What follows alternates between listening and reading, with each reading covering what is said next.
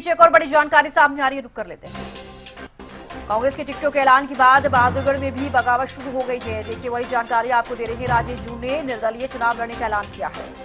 इस वक्त की बड़ी जानकारी, राजेश जून ने समर्थकों के साथ बैठक में यह फैसला लिया है, वो निर्दलीय चुनाव लड़ते हुए नजर आएंगे। इस वक्त की बड़ी जानकारी, राजेश जून ने कांग्रेस के सभी पदों से इस्तीफा दे दिया है। देखिए, कांग्रेस को इसी बात का डर था और कहीं ना कहीं देखिए लगातार अब ये खबरें सामने आ रही है, कांग्रेस में भी बगावत शुरू हो गई है।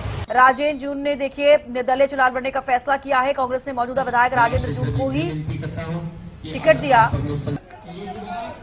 कांग्रेस के टिकटों के ऐलान के बाद बहादुरगढ़ में भी बगावत शुरू हो गई है। ये बड़ी जानकारी आपको दे दें, राजेश जून ने निर्दलीय चुनाव लड़ने का ऐलान किया है।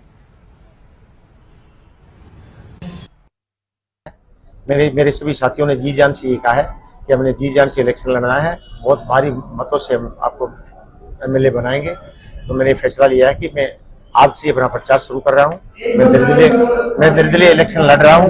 11 तारीख को हम नामांकन करेंगे और आज से हमने अपना प्रचार शुरू कर दिया। धोखाधड़ी, विश्वासघात, राजेंद्र जून प्लस हमारी शीर्ष में मैं नाम नहीं ले सकता कौन कौन है। अगर मुझे पता होता तो मैं खुलेआम ले लेता था।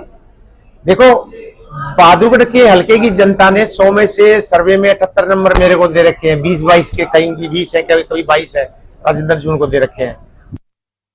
संवाददाता ज्यादा जानकारी के साथ हमारे साथ जुड़ गए हैं। प्रवीण, देखिए, अब कांग्रेस में भी बगावत की सूर नजर आ रही है। कहीं ना कहीं कांग्रेस को इसका अंदेशा था और कांग्रेस भी इससे नहीं बच पाई है। राजेश जून जो है, उन्होंने निर्दलीय चुनाव लड़ने का फैसला कर लिया है। तो इसका राजेश जून ने पहले ही कह दिया था कि अगर कांग्रेस पार्टी ने उनके साथ धोखा किया तो वो निर्दलीय चुनाव मैदान में उतरेंगे। दरअसल 2019 में भी राजेश जून चुनावी मैदान में उतरे थे। उन्होंने नॉमिनेशन फाइल किया था, लेकिन दीपेंद्र हुड्डा और राजेंद्र जून के मनाने के बाद राजेश जून ने अपना पर्चा वापस उठा लिया था। राजेश जून का ये कहना है कि उस वक्त उन्हें कहा गया था कि 2024 में उन्हें चुनाव लड़ने का मौका दिया जाएगा। इसलिए राजेश जून लगातार दीपेंद्र हुड्डा का हिसाब मांगो यात्रा थी, उसमें भी काफी योगदान दिया। कई रैलियों में भी काफी भारी मात्रा में इन्होंने शिरकत की और काफी टाइम से लगातार चुनाव लड़ रहे थे राजेश जून का साफ तौर पर ये कहना है उनके साथ हुआ है और वो निर्दलीय चुनाव मैदान में उतरेंगे और राजेंद्र जून से डबल वोट लेकर निर्दलीय चुनाव जीत कर दिखाएंगे। तो कहीं ना कहीं प्रवीण, ये आपसी ही भाइयों के अंदर ही कहीं ना कहीं कलह भी देखी जा रही है। जिस तरीके से मैं जिक्र करना चाहूंगी राजेंद्र सिंह जून का, जो कि वहां से विधायक भी रहे हैं और कांग्रेस ने उन्हीं को टिकट दिया है। तो कहीं ना कहीं बगावती तेवर ये कांग्रेस पार्टी के लिए भी, खुद के भाई के लिए भी नजर आ रहे हैं।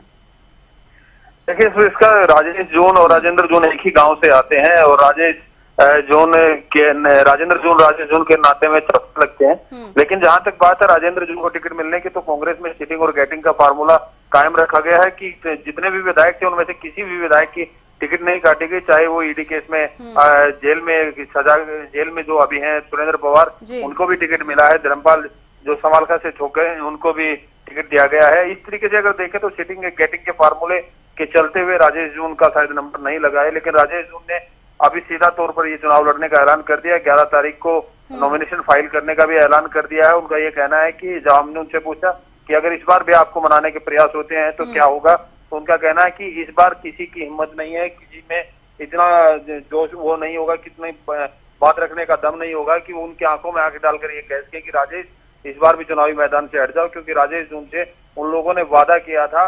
इसलिए वादा अगर उन्होंने नहीं निभाया तो दोषी वो है, न कि राजेश जून।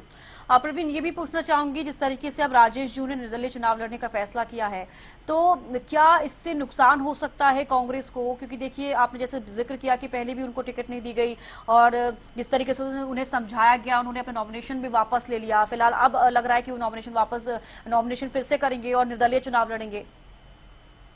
जी बिल्कुल सुविस्का, देखिए राजेश जून ने तो चुनाव लड़ना शुरू कर दिया है। जैसे ही आज समर्थकों की बैठक बुलाई और समर्थकों की बैठक में इस्तीफे की भी घोषणा की और इस्तीफे के बाद उनका जो गांव है लोहा माजरा, वहां पर गए, डोर टू डोर जाकर पूरे गांव का राजेश जून ने आशीर्वाद भी लिया है। जहां तक नुकसान की बात है, राजेश जून के चुनावी मैदान में आने से ऑब्वियस है कि नुकसान कांग्रेस को भी होगा। लेकिन इस बार जिस तरीके से राजेश जून जनवरी माह से ही उन्होंने चुनाव अभियान शुरू कर दिया था, अपना सक्रात के कार्यक्रम किए गए थे, महिलाओं के साथ रक्षाबंधन का कार्यक्रम किया गया था, 45,000 परिवार जोड़ने की बात राजेश जून की तरफ से कही जा रही है। उसके लिहाज से देखें तो राजेश जून का अच्छी खासी वोटों में अब तक उनकी पहुंच हो चुकी है और नुकसान न केवल कांग्रेस को बल्कि दूसरी पार्टियों को भी राजेश जून के निर्दलीय मैदान में आने से नुकसान होगा। राजेश जून का तो दावा ये है कि इस बार वो राजेंद्र जून से डबल वोट लेकर चुनावी मैदान में जीत लेकर दिखाएंगे। बिल्कुल प्रवीण, अभी देखने वाली बात होगी जब मतदान होगा और जब सामने नतीजे आएंगे तो फिलहाल सभी जो सवाल हैं, जो तस्वीरें हैं वो साफ होती नजर आएंगी। फिलहाल के लिए बेहद शुक्रिया हमारे साथ जुड़ने के लिए प्रवीण और तमाम जानकारी देने के लिए। तो देखिए, टिकट न मिलने के कारण नाराज हुए हैं राजेश जून और उन्होंने आपको बता दें कि निर्दलीय चुनाव लड़ने का फैसला किया है राजेश जून ने।